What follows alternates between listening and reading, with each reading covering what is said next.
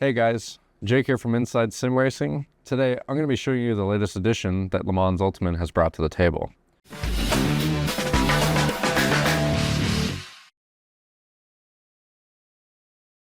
We're going to be talking about the ELMS Pack 1, the European Le Mans Series DLC pack. In this pack is a Ligier JS P325, which is an LMP3 prototype, and it's got a 3.5 twin-turbo Toyota V6 producing about 470 horsepower. We'll be driving at the brand new Silverstone International Circuit. Let's check it out.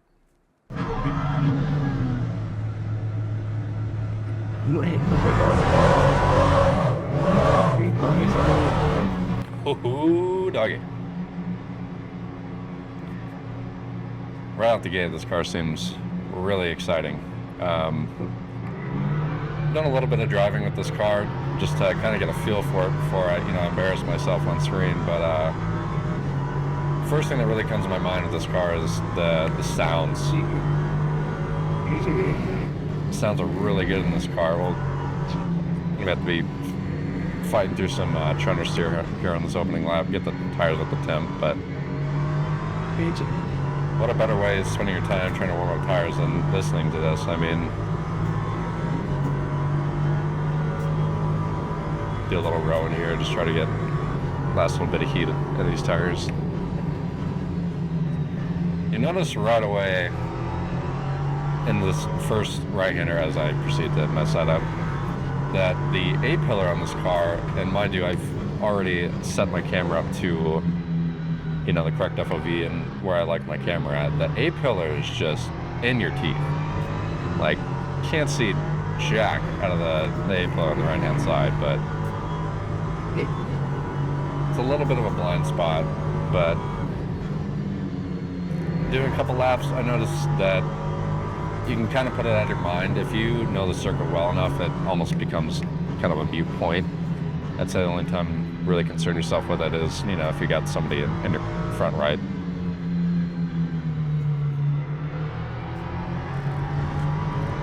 You notice getting into this car, I mean, with any, prototype style car like this, you're gonna see just general massive amounts of understeer and plowing, as some other people like to call it. But it just like any other car, it's about a couple laps before the tires really start to come to, and you just kind of gotta, right there, there's really nothing there. It takes a couple laps for it to come to, but when it came to earlier, the grip was really nice. Just do a little more scrubbing back here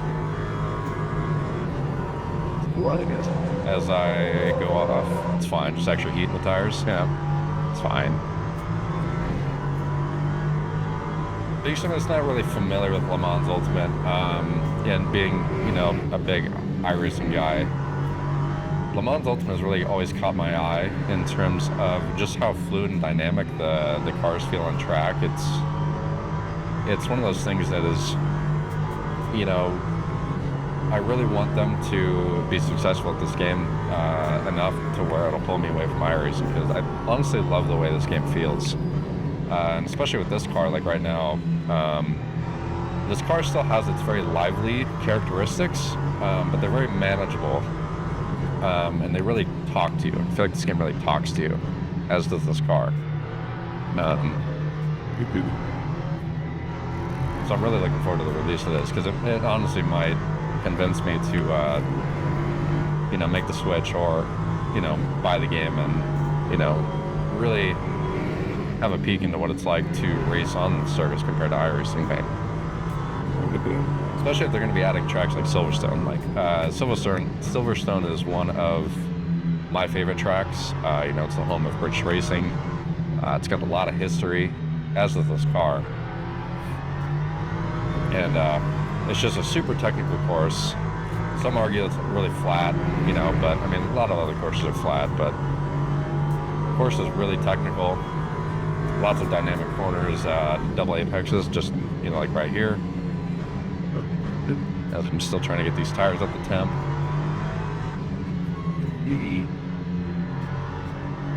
I feel like this track brings an added bit of character that a lot of other tracks don't do.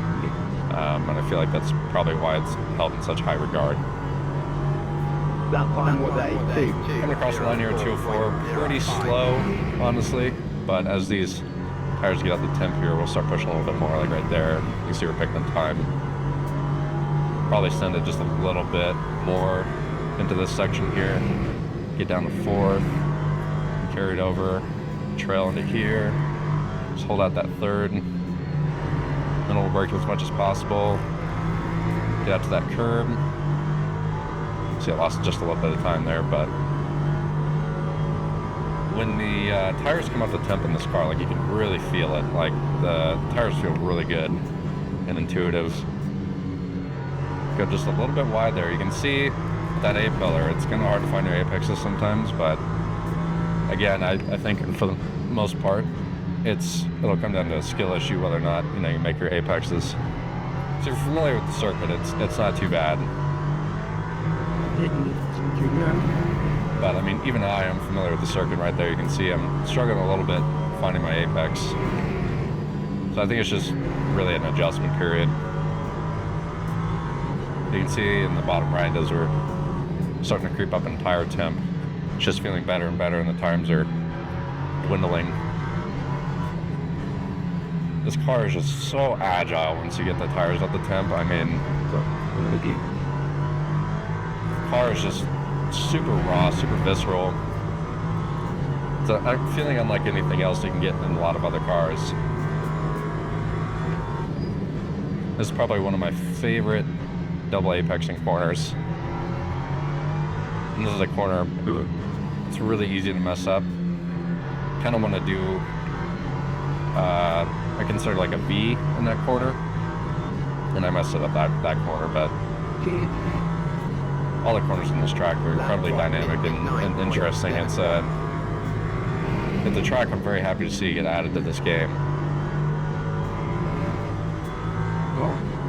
As you can see in the bottom right again, tires are still coming up, just finding more and more grip. As you can hear right there, the downshift alarm. Finding just a little bit more time through the curves there. As you can see, just finding a little bit extra heat in the tires. I'm getting a whole 7/10 in that corner. Brake just a little bit earlier and find my apex there. There we go. Bring it out. A little too far. Fix that next lap. Notice like right here, the brakes, again, when the tires come up the temp, really talk to you. And it's really nice to have that. Been really fascinated with how the prototypes feel on this service compared to iRacing. I do think that Le Mans Ultimate does a lot better. Just how far you can push the brakes. You hear that little skirt from the tires. Like, it is incredibly rewarding how far you can push the brakes in this game and get rewarded for it. I think this game really offers great insight and innovation in terms of just pushing the limits of physical capabilities of the car and the tires. Getting a little bit deeper here, cutting down early, and just really get on power, picking up a little time there. Gonna come across the line with it's not gonna count until they got an off track, but I think that was a low 58. I don't think that off track was enough to really validate that lap from a personal standpoint.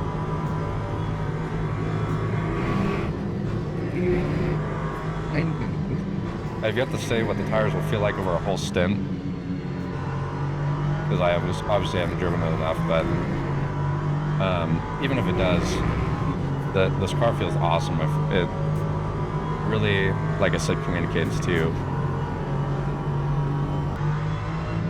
Let's go around the final corner here. Let's get into a hot lap and see if I can actually put anything down that's worth crap. I think I'm going to shoot for 57 or 58. Let's get into this.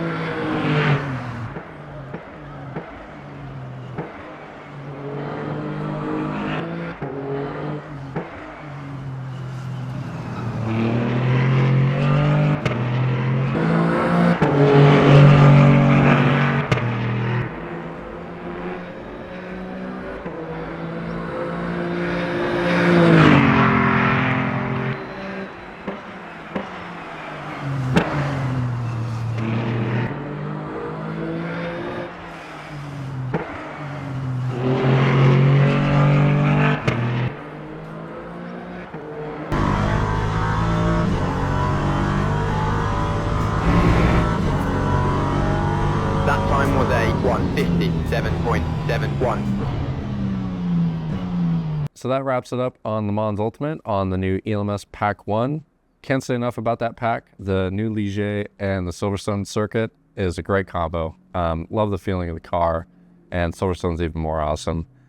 Can't say enough about the combo. It's coming out on, I think, September 23rd, as well as they've been up to a bunch of stuff. On the new update that they're coming out with, there's going to be shared liveries. We don't know a bunch of the details, but I mean, with shared liveries, I think it tells most of the story.